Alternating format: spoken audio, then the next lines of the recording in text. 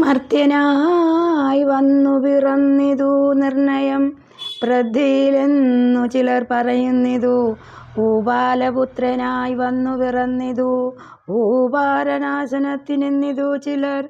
ധർമ്മത്തെ രക്ഷിച്ച ധർമ്മത്തെ നീക്കുവാൻ കർമ്മസാക്ഷി കുലത്തിങ്കൽ പിറന്നിതു.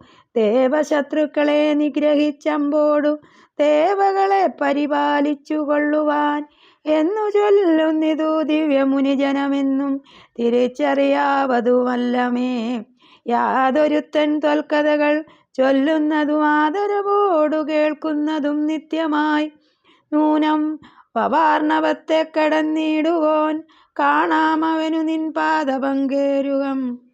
ത്വന്മഹാമായ ഗുണബദ്ധയാകയാൽ ചിന്മയമായ പവൽ സ്വരൂപത്തെ ഞാൻ എങ്ങനെയുള്ള വണ്ണം അറിഞ്ഞിടുന്നതെങ്ങനെ ചൊല്ലി സ്തുതിക്കുന്നതുമഹം.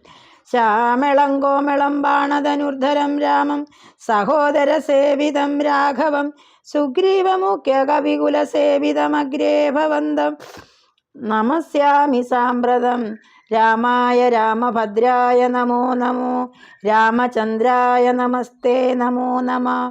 ഇങ്ങനെ ചൊല്ലി സ്വയം പ്രഭയും വീണു മംഗലാവാച നമസ്കരിച്ചിടിനാൾ. മുക്തിപ്രദനായ രാമൻ പ്രസന്നനായി ഭക്തയാം യോഗിനിയോടരുളി ചെയ്തു. സന്തുഷ്ടനായേനകം തവ ഭക്തി കൊണ്ടെന്തോന്നു മാനസേ കാംക്ഷിതം ചൊല്ലു നീ എന്നത് കേട്ടവളും പറഞ്ഞിടിനാൾ. ഇന്നു വന്നു മമ കാംക്ഷിതമൊക്കവേ എത്ര കുത്രാവിവസിക്കിലും ത്വൽപാദ ഭക്തി കിളക്കമുണ്ടാകാതിരിക്കണം. ത്വൽപാദ ഭക്ത ഭൃത്യേഷു സംഘം പുനരുൾപ്പൂവിലെപ്പോഴും ഉണ്ടാകയും വേണം. പ്രാകൃതന്മാരാം ജനങ്ങളിൽ സംഗമം ഏകദാ സംഭവിച്ചിടായിക മാനസേ.